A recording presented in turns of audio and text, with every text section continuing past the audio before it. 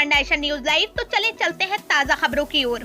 मानव जीवन के लिए जल ही जीवन है। दीक्षित नवाबगंज उन्नाव पक्षी बिहार की मोटर हाल में आज संवैधानिक एवं संसदीय अध्ययन संस्था उत्तर प्रदेश क्षेत्रीय शाखा विधान भवन लखनऊ की ओर से जल का महत्व संकट एवं समाधान पर गोष्ठी का आयोजन किया गया, जिसमें मुख्य अतिथि विधानसभा अध्यक्ष रहे तथा विशिष्ट अतिथि के रूप में जल शक्ति मंत्री शामिल हुए। गोष्ठी को संबोधित करते हुए विधानसभा अध्यक्ष हृदय नारायण दीक्षित ने कहा कि मानव जीवन के लिए जल की उपलब्धता अति आवश्यक है। इससे हम सबको जल का संरक्षण करना चाहिए। कार्यक्रम को संबोधित करते हुए जल शक्ति मंत्री महेंद्र सिंह ने कहा कि सरकार जल को लेकर गंभीर है, तरह तरह की योजनाएं संचालित कर रही है। अब महानगरों में जो भी भवन बनेंगे उनका नक्शा तभी पास होगा जब वो बरसात के जल का संरक्षण करने के लिए व्यवस्था करेंगे। उन्होंने कहा कि केंद्र सरकार द्वारा जल संरक्षण के लिए अटल भूजल योजना संचालित की गई है, जिसके तहत हर घर पर स्वच्छ पेयजल पहुँचाने की व्यवस्था की जा रही है। वही सरकार द्वारा हर घर नल योजना भी चलाई जा रही है, जिसके द्वारा जहां भी हैंड पाइप नहीं है वहां हैंड पाइप लगवाने का कार्य किया जा रहा है। कार्यक्रम में प्रमुख रूप से क्षेत्रीय विधायक ब्रजेश रावत, उप जिलाधिकारी हसनगंज प्रदीप कुमार वर्मा सहित कई लोग मौजूद रहे। विनीत सिंह, ब्यूरो चीफ, जनपद उन्नाव। माननीय प्रधानमंत्री जी के संकल्पों का उत्तर प्रदेश बनाने के दृष्टि से हम लोगों ने अटल भूजल योजना जो माननीय प्रधानमंत्री जी ने पूरे भारतवर्ष के लागू किया है, उसको लेकर के उत्तर प्रदेश सरकार ने पूरे उत्तर प्रदेश में इसको लागू करने के दृष्टि से अटल भूजल उत्तर प्रदेश के नाम से भी एक कानून बनाया है, जिसको लेकर के हम 75 जिलों में अटल भूजल योजना संचालित कर रहे हैं, जिसमें जल का संचयन, जल का संवर्धन और स्वच्छ पेयजल लोगों के घर तक पहुँचाना। जल जीवन मिशन की उस गाइडलाइंस के अनुसार लोगों के घर तक शुद्ध पेयजल पहुँचे। हर घर नल योजना जो प्रधानमंत्री जी का सपना है, उसको भी पूरा करने के लिए उत्तर प्रदेश सरकार काम कर रही है। और इसके साथ साथ हम लोगों ने एक नियम बनाया है, अभी भी कानून बनाया है, उत्तर प्रदेश भूजल प्रबंधन विनियमन अधिनियम 2019।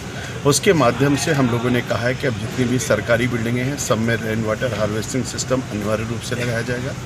इसके साथ साथ जितने भी स्कूल कॉलेज हैं, वो चाहे inter college, degree college, medical college, engineering college, any type of college, चाहे गवर्नमेंट कॉलेज चाहे निजी कॉलेजों में, उनमें सब में रेन वाटर हार्वेस्टिंग सिस्टम अनिवार्य रूप से करना होगा।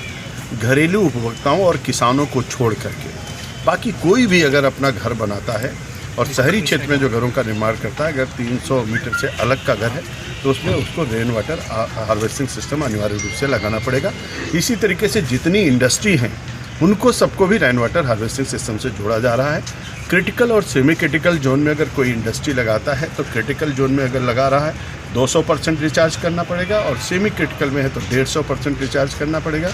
सामान्य क्षेत्र में है तो 100% रिचार्ज करना पड़ेगा। यानी जितना पानी आप निकालते हैं उतना पानी धरती के नीचे ले जाना पड़ेगा। व्यवस्था के लिए कुछ बजट निर्धारण किया गया है। देखिए, इसमें जिनके द्वारा कराया जाना है वो सब संस्थाएँ हैं। जैसे सरकारी ऑफिसों में करना है तो सभी विभाग करेंगे, जितने लोगों के कॉलेज हैं वो कॉलेज वाले करेंगे, जिसकी इंडस्ट्री हो उनको लगाना पड़ेगा।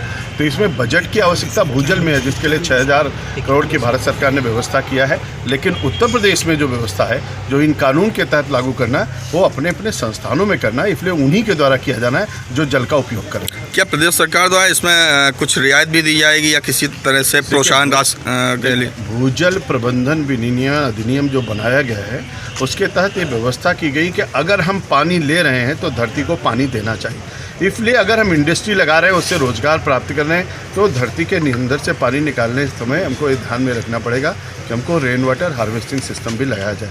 उसमें धन की कोई आवश्यकता सरकार की तरफ से नहीं है, जिसका संस्थान है उसी को लगाना है। देखिए, पूर्ण बहुमत के साथ बंगाल में सरकार बनाने भारतीय जनता पार्टी जा रही है, और जिस तरीके से आदरणीय नरेंद्र भाई मोदी का जादू चल रहा है, अमित भाई शाह का प्रबंधन चल रहा है और नड्डा जी की मेहनत चल रही है, उससे पूरा बंगाल उत्साहित है।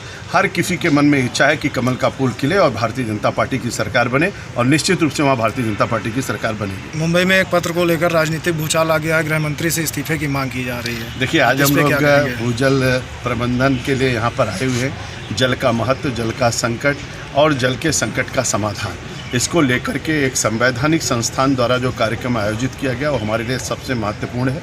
और जो कल अंतर्राष्ट्रीय जल दिवस भी है, उसकी पूर्व संध्या पर उन्नाव की धरती पर यह कार्यक्रम आयोजित किया गया है। मैं समझता हूं और आपके माध्यम से अनुरोध करता हूं, आह्वान करता हूं उत्तर प्रदेश की जनता से, आइए हम सब मिलकर के जल संचयन करें, जल का संवर्धन करें, जल को बचाएं और लोगों तक जल पहुंचाएं।